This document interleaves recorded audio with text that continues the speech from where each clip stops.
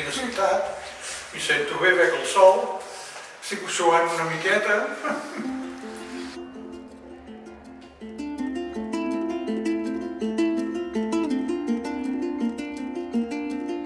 Cuando te dan la noticia, aunque estás sentado, te quedas, vamos, petrificado, te quedas helado de pensar, bueno, lo primero que piensas es que te vas a morir, esto es cierto, pero que no es así, para nada.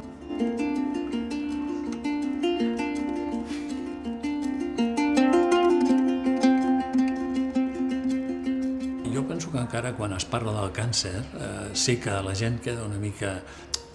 Jo mateix, per exemple, quan em pregunten què tens, jo no dic mai càncer de pròstata, jo dic tinc un tumor a la pròstata, perquè sembla que dir càncer sigui més greu, no? Bueno, tothom s'ho mira una mica així, aquest home ja té càncer, és càncer, això, cuidar-ho, què?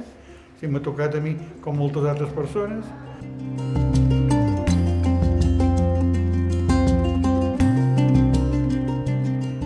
Te dan la noticia y cuando comienzas el tratamiento no sabes bien por dónde vas ni por dónde no, y vas, bueno, que has de confiar en tu médico y todas aquellas preguntas que te van surgiendo, pues ir haciéndolas, ya vas descubriendo, ya dices, bueno, ahora esto ya lo voy llevando de otra manera, ya voy cogiendo más confianza a mí mismo, ya vengo al tratamiento más tranquila, ya sé lo que me pasa.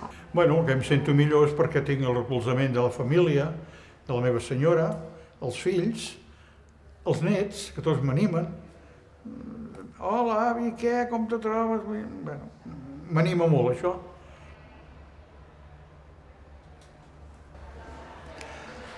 Una paraula o dos que defineixi la meva... No ho sé, ara mateix, per un costat, una certa angoixa en alguns moments. Jo el que puc dir, si una persona es troba igual que jo, pues que tingui confiança, que jo ho estic fent i que esperem que anirà bé. Esperanza,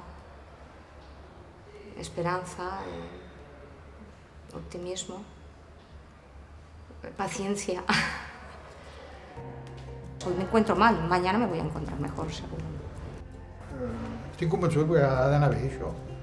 Jo m'ho crec. Perdona, és que ja no sé la pregunta que m'havies fet. Como yo soy muy tímida, pues yo digo, cuando haya una cámara yo no me voy a arrancar a hablar